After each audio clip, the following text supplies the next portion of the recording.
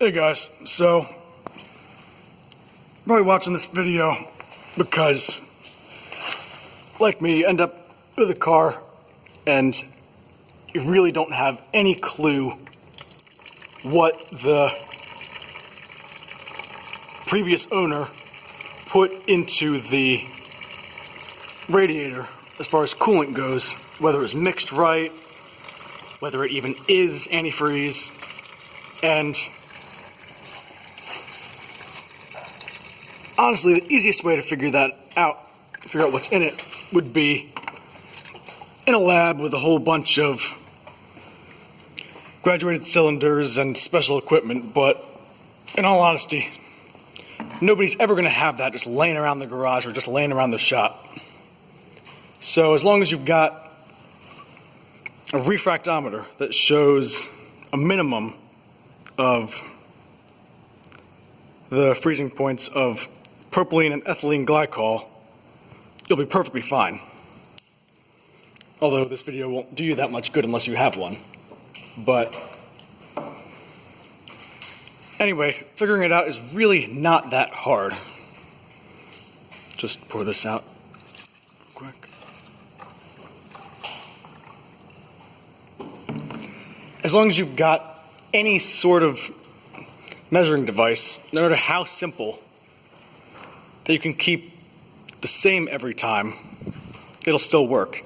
For me, I honestly used the caps off a couple of soda bottles because that's what we chose to store it in, the antifreeze. And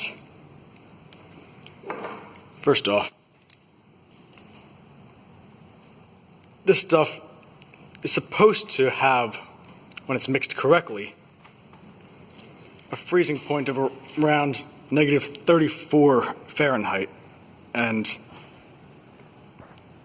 as you can see, this thing is completely white, meaning it's off the charts as far as how concentrated the antifreeze is. So basically, whoever this was that owned this previously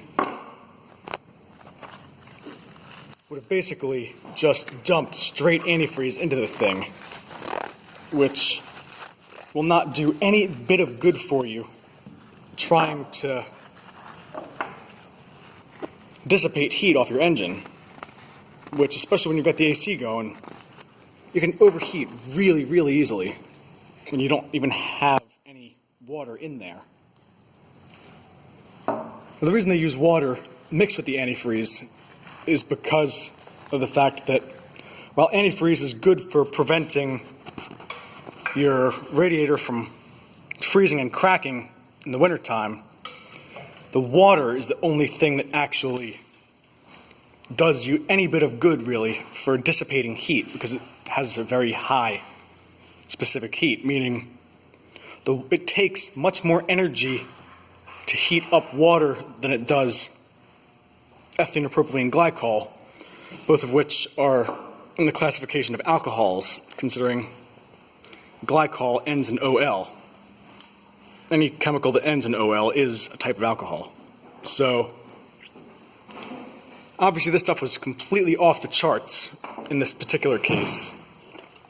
So easiest way to do this, take any container. We got a stupid solo cup here. Let's try maybe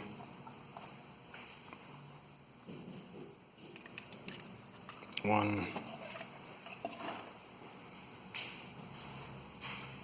two,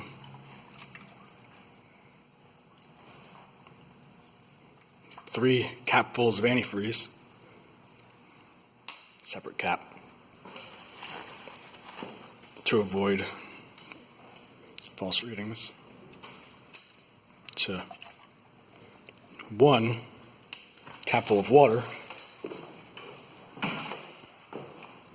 Mix it up real good.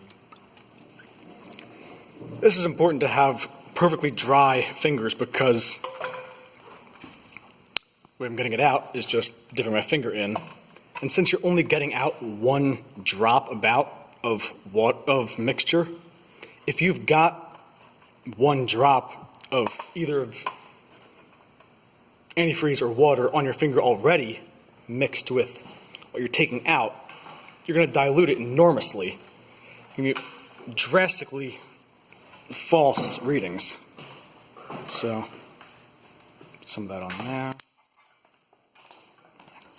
One more.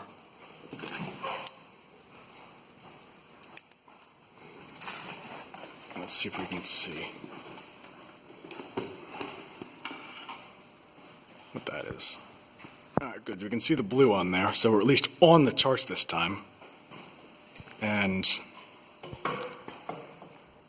we're measuring ethylene glycol in this case. It's around -50, which at least it's on the charts this time, but it's still way too strong, the antifreeze mixture. So, clean it off and try again.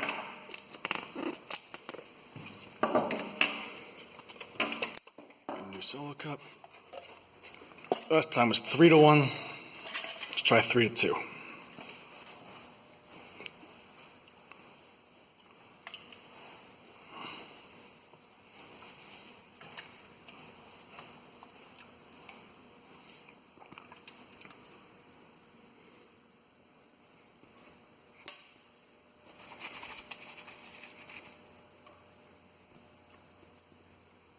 You don't have to use different scooper or measuring devices each time, as long as you could use just one of these caps, as long as you rinse it and then dry it between each one, because adding this amount of residue in there to the water in there would mean that you would have a higher amount of antifreeze in there than you would have expected. So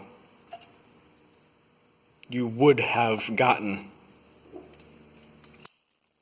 significantly, I guess, thrown off results by doing that.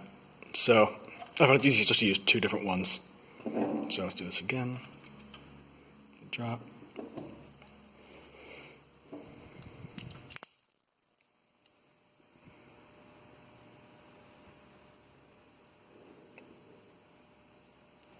It's like -21. So I can't get the focus. Anyway, that's way too little antifreeze. It should be around -35, 34, 36, around that. So end up with the problem of realizing that you've had 3-1 mixture, 3-2 mixture. You can't it'd be a big pain in the ass to have a 3-1.5 ratio or something like that. So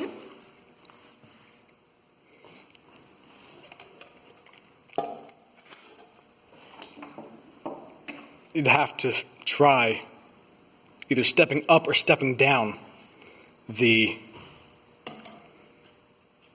measurement. So you can try 50-50, but I already did this, and we know that 50-50 is also wrong. So since I already did this a couple minutes ago, I can it's that for this specific case, it fell between 50-50 and 3-1. So you have to try stepping it up then to 9-to-something ratios in this case. So we tried, first one was 9-to-4, and give me a minute.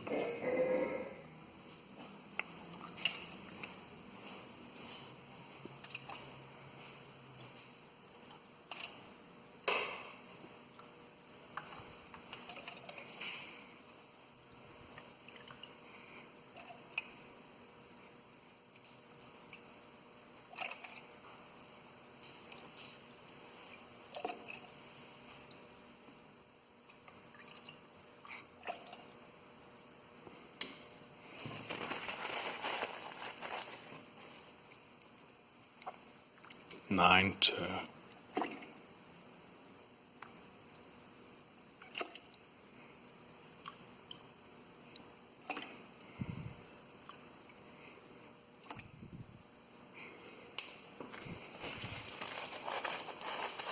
Alright, give this a good mix.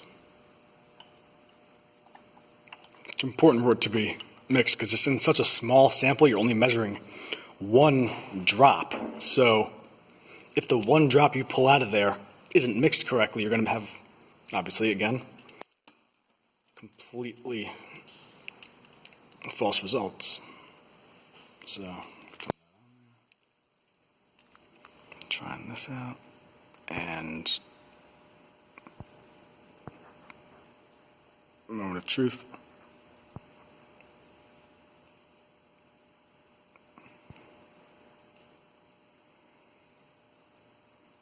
All right, then, so it's a little bit cold, but it's only, what, 3-4 degrees off from